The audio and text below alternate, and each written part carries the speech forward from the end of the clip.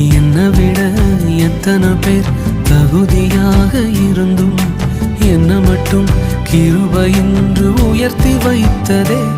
உங்க கிருபை என்னை வாழ வைத்ததே. உங்க கிருபை என்னை தூக்கி சுமக்குதே. உங்க கிருபை என்னை வாழ வைத்ததே. உங்க கிருபை என்னை பாட வைத்ததே.